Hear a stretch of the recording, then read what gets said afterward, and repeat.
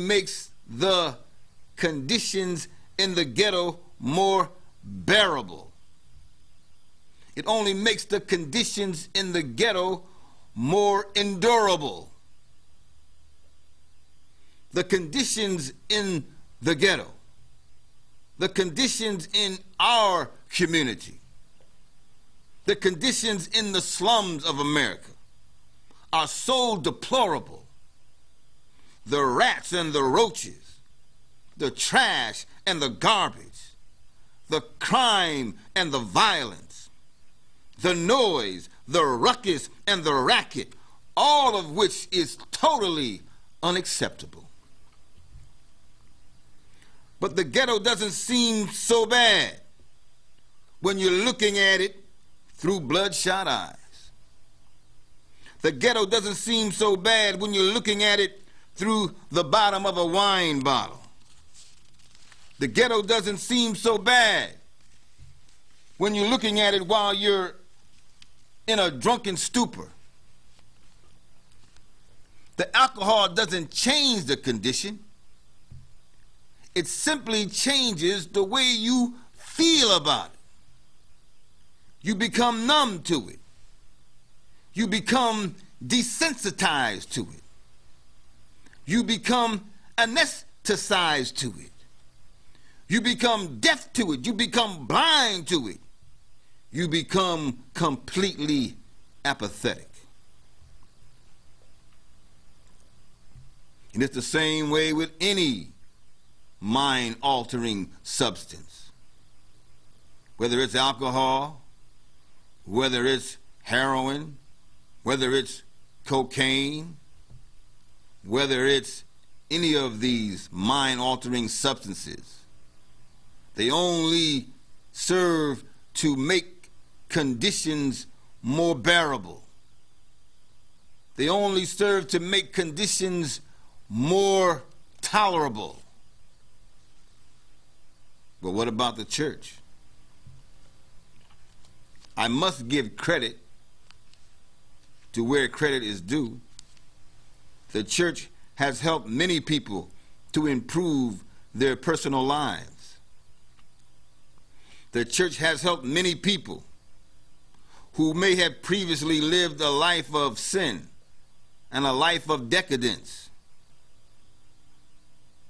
It has helped many people to transform their lives and become respectable and become respectful, productive members of society. The church has helped many people become personally successful. It has helped many people to uplift themselves spiritually as well as economically and financially and morally. So I give credit to where credit is due.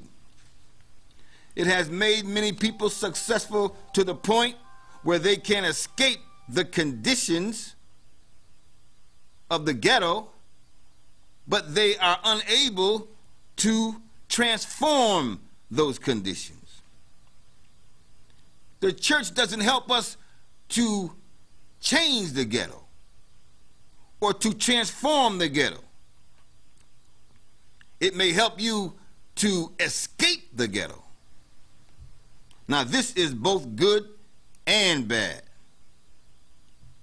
Because if all the successful people and all the decent people, if all of the good people, if all of the respectful people were to one day get up and leave our community, who would be there to give hope to the rest?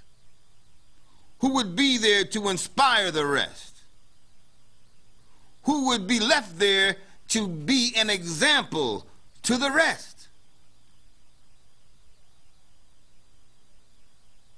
The church has become too individualistic. These new wave, new jack preachers are too concerned with individual prosperity instead of salvation, they are preaching prosperity.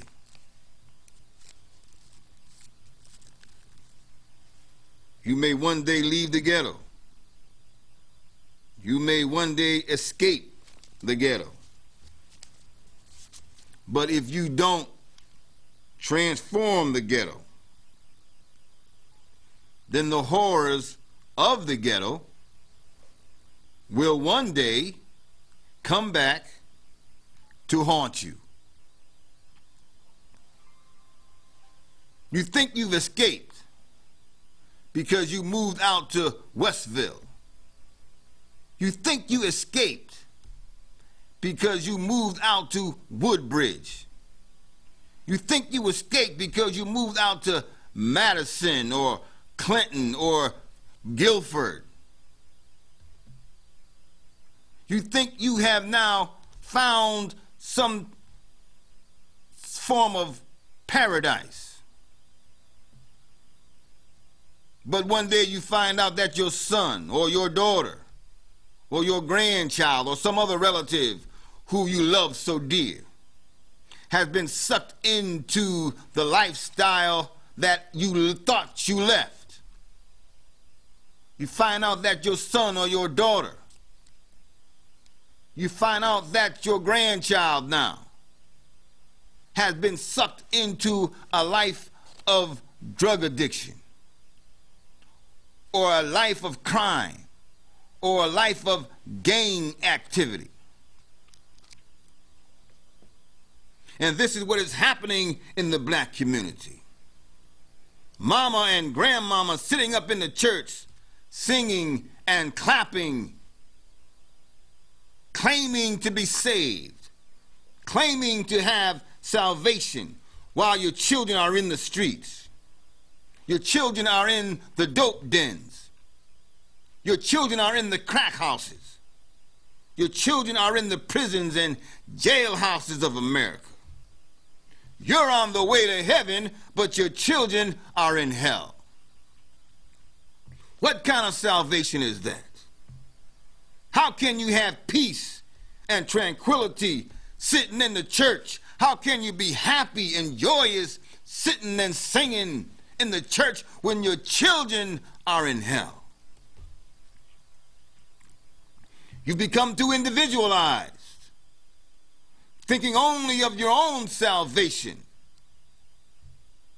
and leaving your community behind.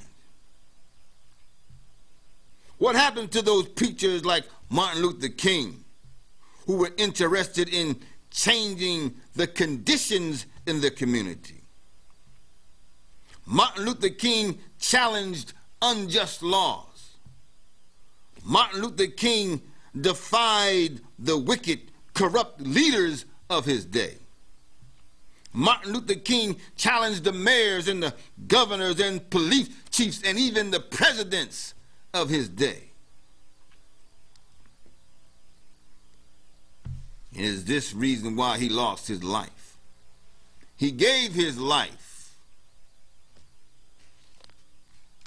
for the cause of God, just like so many other prophets in the Bible.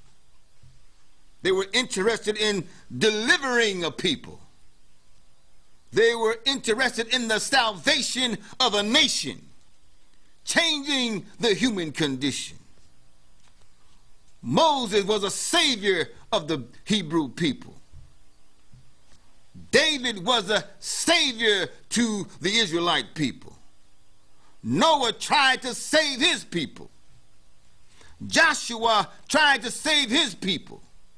All of these men were all saviors, and they tried to save not just themselves, but they tried to save a nation.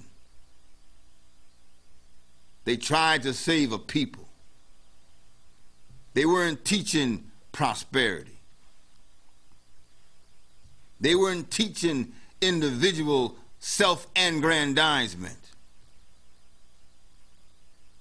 But the preachers of today, they talk very little about saving or delivering a people.